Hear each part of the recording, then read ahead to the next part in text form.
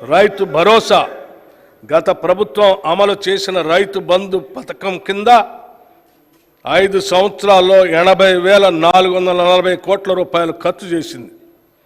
దీనిలో అధిక శాతం లబ్ధి అనర్హులకి, సాగులో లేని భూమి యజమానులకి, రియల్ ఎస్టేట్ వ్యాపారులకి అందటం వల్ల నిధులు భారీగా దుర్వినియోగం అయ్యాయి.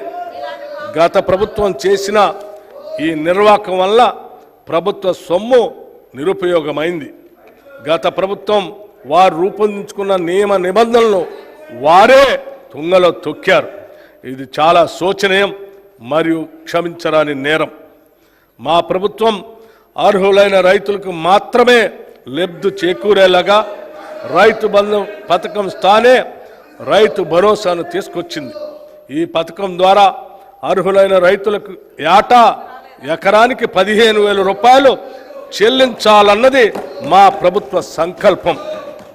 దీని అమలుకు విధి విధానాలు చర్చించి నిర్ణయించడానికి ఒక కేబినెట్ సబ్ కమిటీ ఏర్పాటు చేశాం.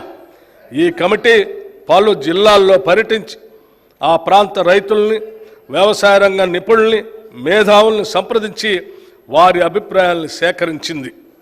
ప్రజాభిప్రాయాలన్నింటినీ క్రోడీకరించి వాటిని గౌరవ సభలో ఉంచి చర్చించి గౌరవ శాసనసభ్యులు అందరి అభిప్రాయాన్ని తీసుకొని అమలు చేయాల్సిన విధి విధానాలపై తగిన నిర్ణయం తీసుకుంటాం. ప్రభుత్వ విధానాలు పారదర్శకంగా ప్రజల భాగస్వామ్యంతో ఖరారు చేయాలి. అంతేకాని 4 గోడల గడిల మధ్యన కాదు అని మా పనితీరుకు రైతు భరోసా విధానం ఒక ఉదాహరణ. రైతు కూలీల సంక్షేమం. భూమి లేని గ్రామీణ ప్రజానికం ఎక్కువగా రైతు కూలీలుగా పనిచేస్తూ దుర్భర జీవితాన్ని గడుపుతున్నారు.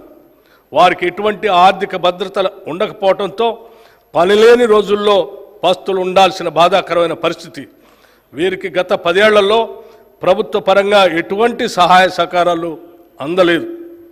భూమి లేని రైతు కూలీల ఆర్థిక మరియు జీవన స్థితిగతులు మెరుగుపరచడానికి మా ప్రభుత్వం లక్షలాది భూమి లేని నిరుపేద రైతు కూలీలకు సంవత్సరానికి 12,000 రూపాయలు అందించే బరోత్తర కార్యక్రమాన్ని ఈ సంవత్సరంలోనే ప్రారంభించబోతున్నాం.